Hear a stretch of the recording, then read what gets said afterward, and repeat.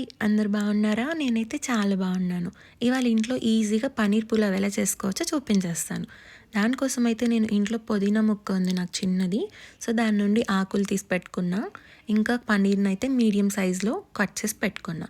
ఇంకా stove on చేసుకొని కుక్కర్‌లో 3-4 టేబుల్ స్పూన్స్ ఆయిల్ వేసుకొని, కొంచెం కారం, కొంచెం ఉప్పు, కొంచెం పసుపు యాడ్ చేసుకొని బాగా మిక్స్ చేసుకోండి.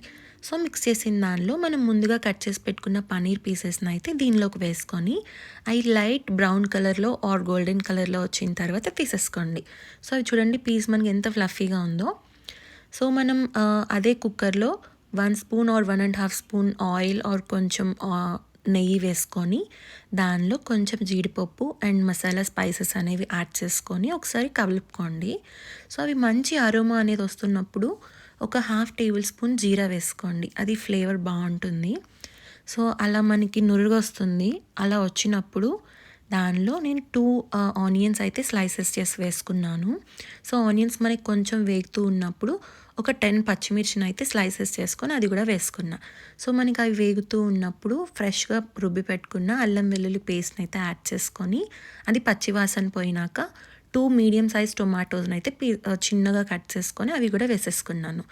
సో, మనకి వాటి నుండి ఆయిల్ అనేది పైకొస్తున్నప్పుడు కొంచెం పసుపు, ఉప్పు, కారం వేసుకొని మన టేస్ట్‌కి తగ్గట్టు ఒకసారి బాగా మిక్స్ చేసుకోవాలి. దానిలోనే 1 table spoon coriander powder and 1 table spoon నేను షాహీ మసాలా వేసుకున్న, Shahi biryani masala. If in case అది లేకపోతే గరం మసాలా యూస్ చేసుకోవచ్చు.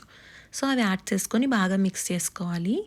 సో, ఒక 2 మినిట్స్ అట్లా తిప్పుకున్న తర్వాత కొత్తిమీర కొంచెం అండ్ పుదీనా మనం ముందుగా రెడీ చేసి పెట్టుకున్నాం కదా! అవి కూడా యాడ్ చేసుకొని ఒకసారి మిక్స్ చేసుకొని, నేనైతే 5 గ్లాసెస్ బియ్యంకి 7½ గ్లాసెస్ వాటర్ పోసుకున్నా. అంటే లైక్ 1 గ్లాస్‌కి 1½ వాటర్ అన్నట్టు. సో, అవి వాటర్ అనేవి మనకి మంచిగా బాయిల్ అవుతున్నప్పుడు సాల్ట్ చెక్ చేసుకొని, దానిలోకి మనం ముందుగా కడిగి పెట్టుకున్న బాస్మతి బియ్యంనైతే దానిలో యాడ్ చేసుకోవాలి వాటర్‌లో. సో, ఒకసారి బాగా మిక్స్ చేయండి కింద నుండి పైకి స్లోగా. లేదంటే బియ్యం చితికిపోతుంది. సో, ఇంక దానిలో అయితే మనం ముందుగా పన్నీర్‌ని ఫ్రై చేసి పెట్టుకున్నాం కదా! అవి కూడా దీనిలో యాడ్ చేసుకొని ఒకసారి మళ్ళీ చిన్నగా కింద నుండి పైకి మిక్స్ చేయండి.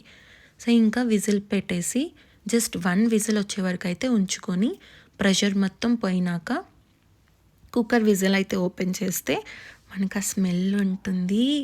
హ్మ్. ఓపెన్ చేయగానే తినబుద్ధి అవుతుంది. అంత బాగుంటుంది స్మెల్ అయితే. టేస్ట్ కూడా అలానే చాలా బాగుంది.